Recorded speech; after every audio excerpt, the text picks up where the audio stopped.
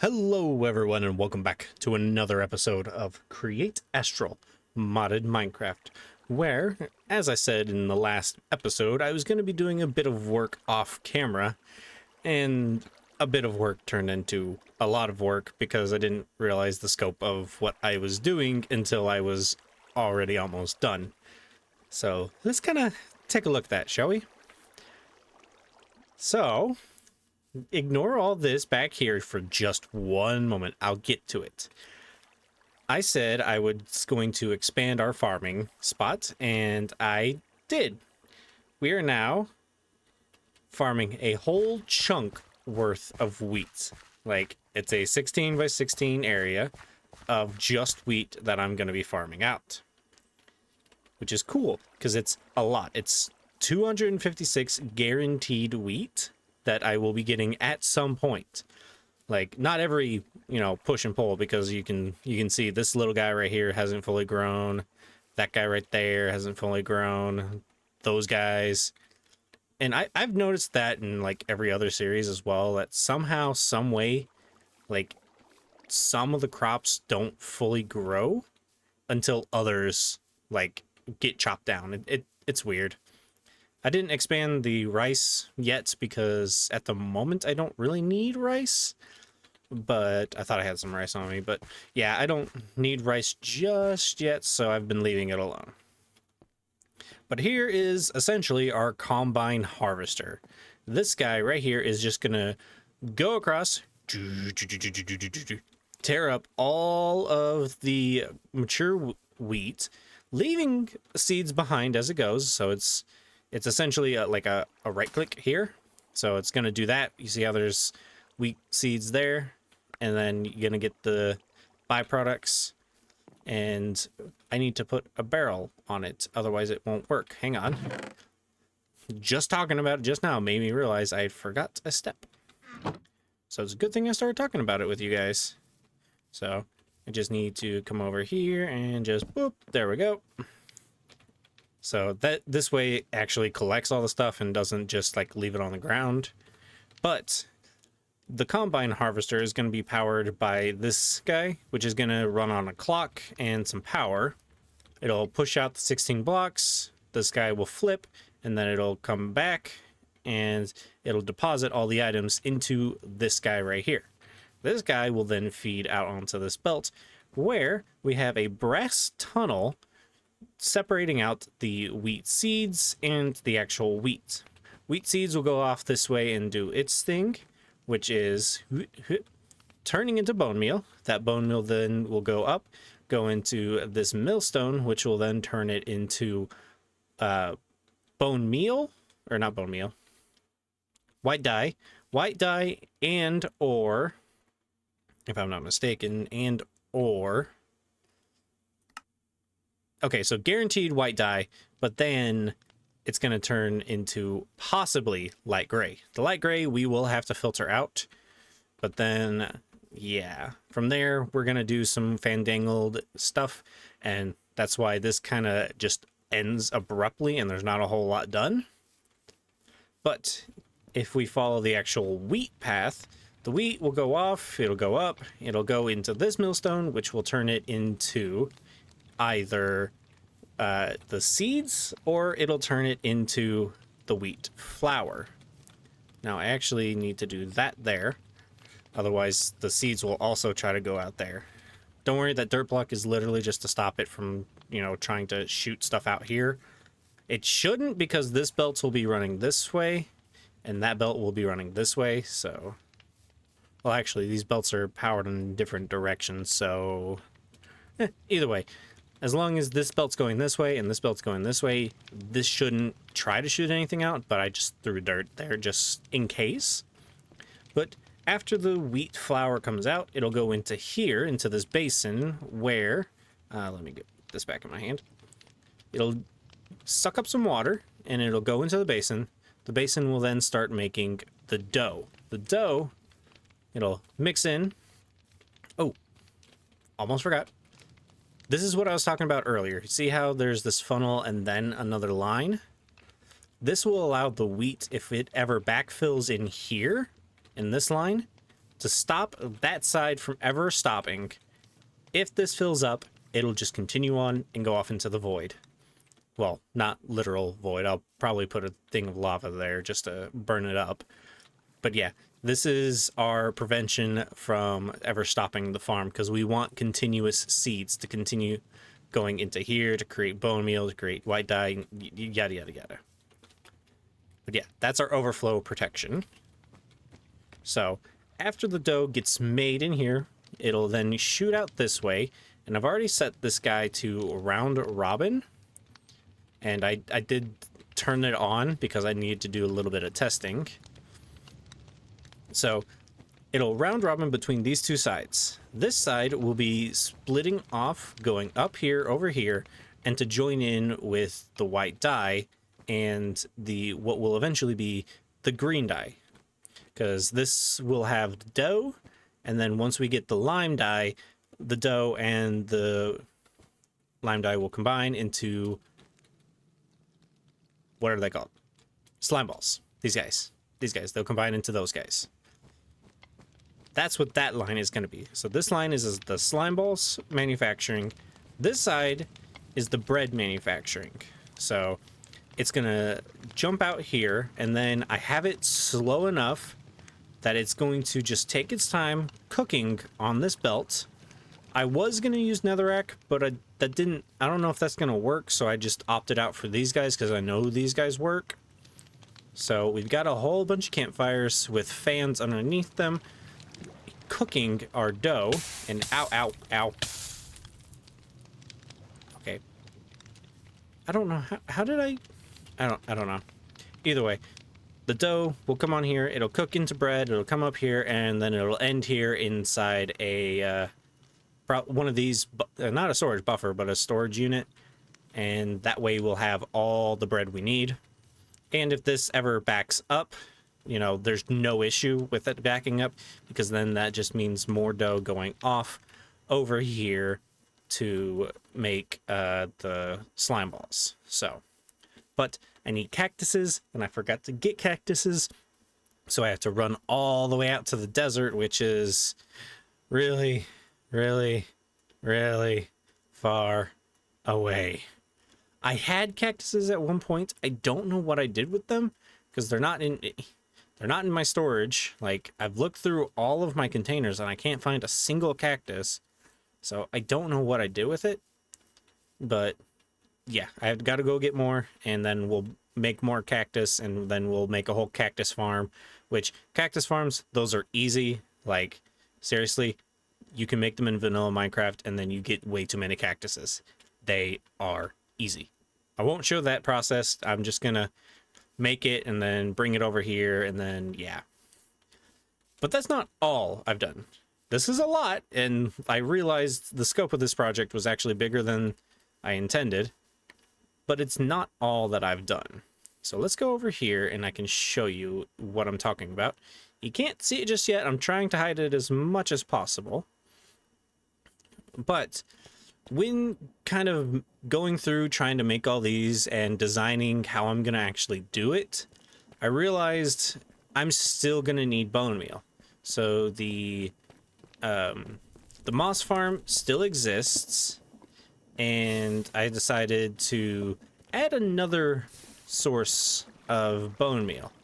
So as you can see up there to the left, I can't really move my camera because I'm trying to hide it still.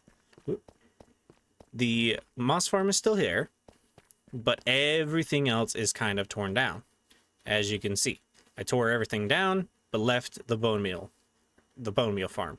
This guy is still producing bone meal. I just moved all of its production around the side and to the back, because all this area is going to be used to, you know, create these guys through the, well, through this, and then through this, and then, you know, this with this. It's just a whole bunch of crushers are going to be going here. So I needed the room, so I cleared it out and moved everything around the corners. As you can kind of see, here is the actual production. Here's all of our composters that were here. They're leading into this chest, but this chest is just formalities in case anything ever backs up. But the real big work is actually this guy. So I started in on this project and I realized, oh, I was just gonna make a kelp farm to increase our bone meal production. And I was just like, well, I really need a lot of layers to get as much. You guys suck. Give me 1 second, guys. You know, it actually looks really good in the morning light, this big O tower. It really stands out because there's nothing else like it in the area. Like, nothing dominates the area quite like it does. So I think I'm gonna have to make some bigger builds. Like, if this was closer to that, it probably would look okay because, you know, they're two big builds. But there's nothing quite so big over here that it just kind of makes everything else look tiny. But we'll be making everything else in this area look better. Like, I think I'm gonna do this same aesthetic where it's all rubber wood. I'm gonna do it to this guy here too. It's just I have to be careful because of the lava that's everywhere. But yeah, this guy is just a giant kelp farm. It has 8 layers. And is it running still? Because I saw it is running. It's just being weird. Okay, that was a reloading all chunks. Okay, there we go. It was being weird. So it goes around because kelp actually, like, it grows pretty quickly. So I left it only at 2 layers. Those ones in the middle, it doesn't reach, so they're going to be the same all the way up. But I kind of did that to kind of mask the center mast in there. But after it collects all of the kelp, it's going to come down here, and it does connect here. All the kelp, hello there. The kelp comes out and feeds into these composters. Right now it's only filling into those 2, but if I ever get so much kelp, I have 2 more just in case. I don't think I'll ever need the 2, but in case, just in case. But this is our chest of bone meal, and this is a lot of bone meal. And right now, this is only running off from the kelp and our sweet berries. So if we turn on the moss farm, it might increase exponentially. But I don't know, because we were having trouble with, you know, bone meal and before with just the moss farm and the sweet berries. So I'm hoping with the addition of this guy, we'll be able to have enough net gain. But we'll see. So we've got the bone meal for the calcite to make the pointed dripstone. So, because the pointed dripstone plus moon sand plus flint and a little bit of lava makes limestone, which, again, like we said, is something we need to produce so that we can get silver and we can get the blast resistant cement. We won't need as much blast resistant cement because if we look over here, it's most of the blast resistant cement looks like it's just going to be used for the launch pad for our ships to space. So yeah, we'll be able to just get the little bit that we need and we'll be fine, it looks like. I say with hope. But I also want to take a look at this guy real quick because I realized I is dumb. Not that guy, this guy. When we were talking about using this, or not this guy, this guy. Was it this guy? Or was it something in here? This guy. Iron sheets. To create this guy, you can use lead plates, iron sheets, or silver plates. I was just on the lead plate one. I didn't even think about looking here. So I was just like, oh no, we need lead. But no, we just need iron sheets, and can't see it, but we got an iron farm. So we're just fine. I was scared for nothing. So ideally we can actually start getting into power, and that's one of the things I'm actually gonna start doing right now so that I can move on to getting this guy, the grinder. Because this grinder can make us, well, clay, but no, that's not what I want it for. It can make us... What? Why is it not? Man. We can make flint. Oh, it's through an extractor, not... Okay. An extractor, yeah, that's even easier. See, look at that. That's so easy. We can get flint. And flint is a main component when we want to make granite, when we want to make cobbled deep slate. And we currently aren't producing cobbled deep slate. So it also, you know, we can also make it with andesite, you know, just a tons of ways. And we also need it for the limestone.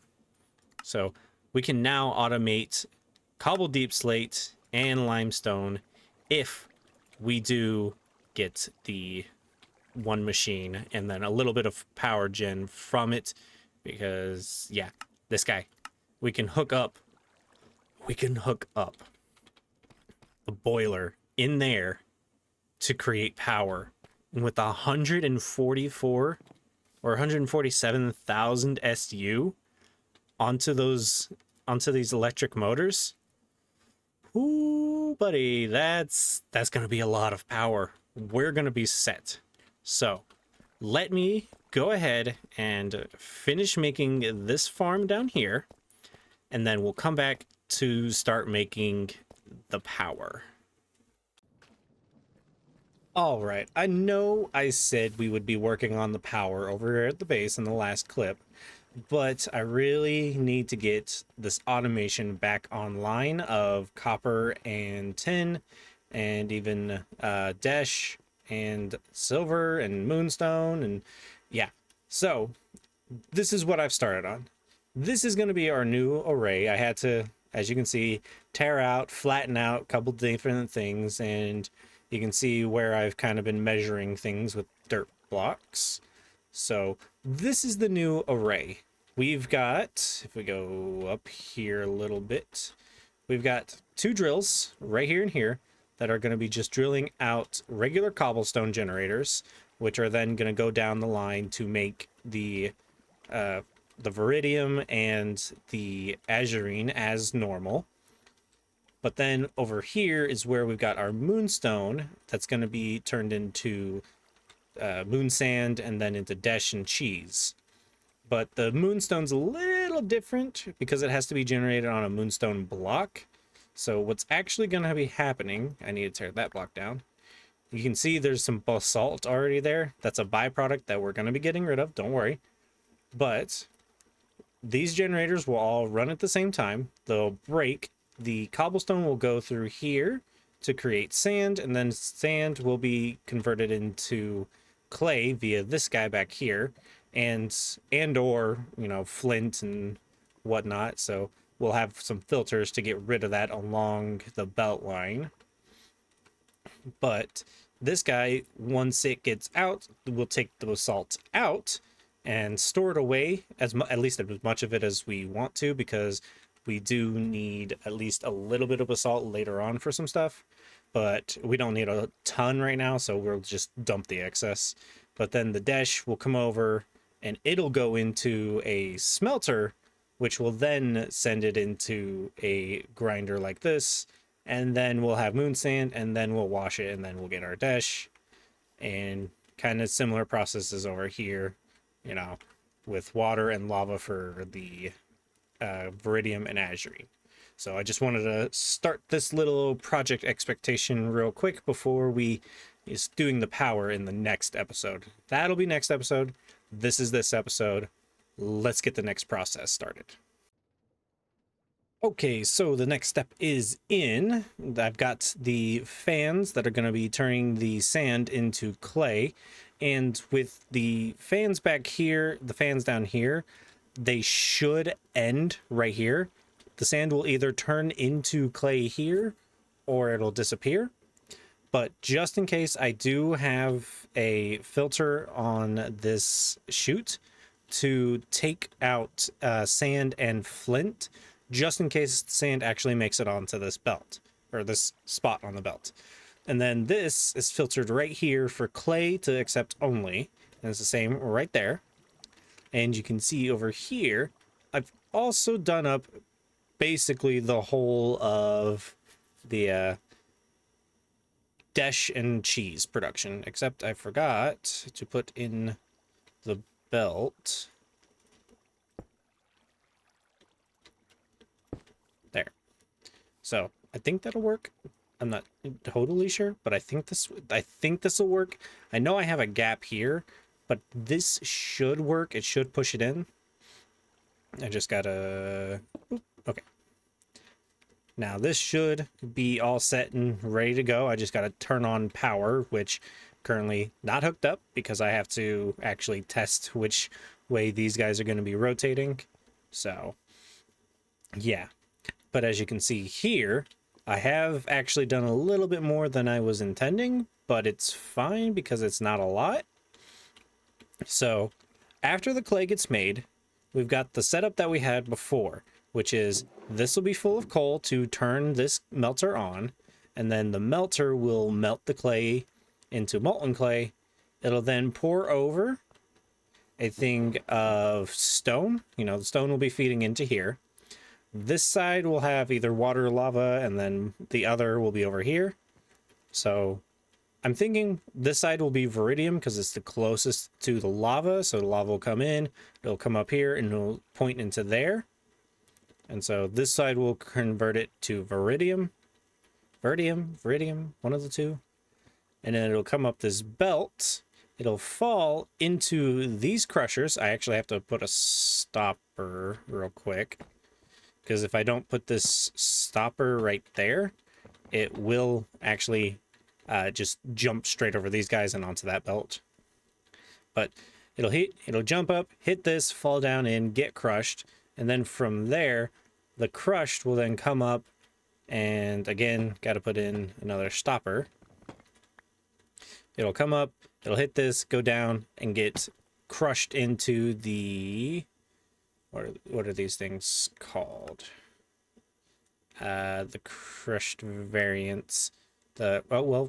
Ores, crushed ores. Because originally they're coming from, you know, chunks. So it'll be, these guys will make the Viridium, it'll come up, it'll turn into chunks. Chunks will then get into crushed. And that's just to get all the stuff that comes along with it. So we'll get raw copper, copper nuggets, clay balls, olivine dust, which isn't used yet, but we will filter out the three other products. So copper nuggets, clay balls, olivine dust, those will get filtered out in another smart chute. I've got enough brass to make a couple more. So we'll filter out those three products on both sides. For the Viridium, it's those, but for this, it's tin nuggets, clay balls, and lazurite dust. We're going to be storing all three of those somewhere, but we just gotta make room for them. But then over here, right over here, I'm forgetting something. I don't remember. Either way, we'll have like a water source down here that'll feed into there to make the azurine, and the dish is literally ready to go. I just gotta hook power up to it. And yeah, surprisingly, in the test world that I was doing, this whole process costed only like 4,000 SU, and that's only half of that. Now, I don't know how much is actually being produced right now, because I would have to hook up a stressometer, but I'm pretty sure I'm already kind of using a lot of it. So I will have to maybe make a small boiler over here. I mean, I've got the infinite lava I need, so we'll see. But for now, this thing just needs hooking up and testing. So let me get to that. Alrighty, so I went ahead and powered up the grinders behind me. I'm just kind of backtracking to them right now because, yeah, I did not only power them up, but I also did a bit of decorating, and it looks like this. Pretty bad reveal. I thought I was higher up, but yeah, no. This is what I've done so far. Kind of had to do this very weirdly because the copper and the tin, they kind of come all the way out here. And so I kind of centered everything on them. Wait, did I center this wrong? I centered this wrong. I centered it wrong. This is 3 blocks. This is 2. Oh my god, that helps me and hurts me at the same time, because if you look here, I had to put this into the wall. So, but let's just get to explaining. This is where we get our crushed copper ore. This is where we're getting all the ancillary products. Same with over here, ancillary products and the tin. For whatever reason, the copper goes faster but produces a lot less stuff in the this section, but the tin goes slower and produces less. It's weird. It's weird. But yeah, copper, tin goes right here. The dash is over here, and I've already picked some out, so that's why the numbers are kind of low. Well, except for the cheese. The cheese is, for whatever reason, not going very fast. But the dash, I've actually been picking it out and making it into ingots. But I even, if we go over to this side, moved our lava fountain for whenever we need to fill our buckets with lava. You know, I've moved it there and it's ready to go. So we still have the production of the copper, the tin, and the dash. It's just all kind of compacted now.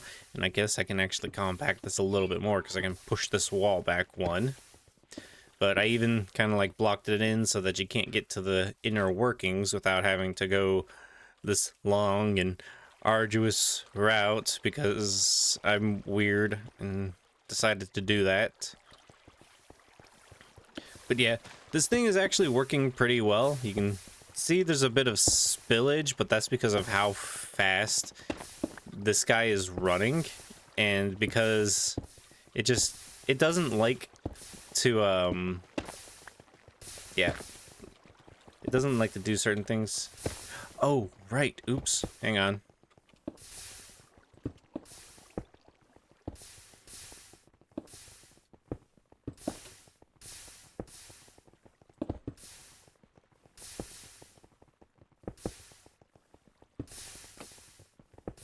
Okay, that explains why it hadn't been working for a little bit. I had, see, there's a fan here, and I put another fan here because this one pulls the stuff forward, and this one pushes it forwards, because every now and again they will get stuck on top of that block, and if I put a block on top of that, they just shoot out. But they still been shooting out, as you can see, just they've been dropping instead of jumping, which is what they were doing before. But there's going to be some loss, but it operates so fast that I'm not actually too worried about that, because like I said, I've already had to take out some of the dash. But if you look down here, you can see our belts are kind of full of clay, and that's good, but that's because, I mean, these are kind of full of clay because we've been getting clay as a byproduct down here.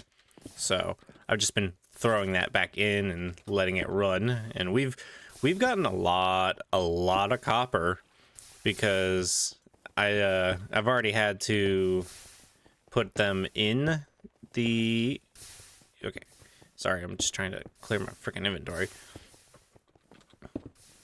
But I've already put them in, like, I've made some more brass over there, and I made some more bronze. My bronze is actually what I'm struggling on right now, because I need the tin, but the tin's not going as fast. So, but yes, we're doing good. There's a donkey trapped in here because a wandering trader decided he wanted to come say hi. And if we look over here, ouch. You can see all these bone blocks are from this guy over here. This guy's been operating really well since I put him in. So I just got to start putting in the resources to actually start making the limestone. Haven't done it yet, but that's just because I was focused on getting this guy up first and kind of decorating it, because this guy is going to be a weird beltage, because, I mean, I've got... because I'm gonna need flint, I'm gonna need moonstone, and I'm gonna need pointed dripstone, and pointed dripstones, I need the calcite, and yeah. It's just a lot of other stuff that I'm just gonna, like, slap down and then throw everything together. But that'll be a project for another day, because now I gotta fix all this and make it look good again, because it was looking good, and then it wasn't looking good, and then I gotta... Yeah, it's a thing. But I've already gone ahead and kind of started. I've already put them away, apparently. I've kind of started on getting down this route. As you saw, I had this pulled up to check the materials. I've gotten the copper wires ready. I have some silver ready to go. Thankfully, there's no fail chance on this. It's just got to go through a lot of times. But we're getting there. We're getting close. So... And speaking of getting close, we're actually close to the end of this video, if not there. So I'm going to go ahead and say thank you all for watching. I've been Dorkman191, and this has been Create Astral Mod Minecraft. Bye, y'all.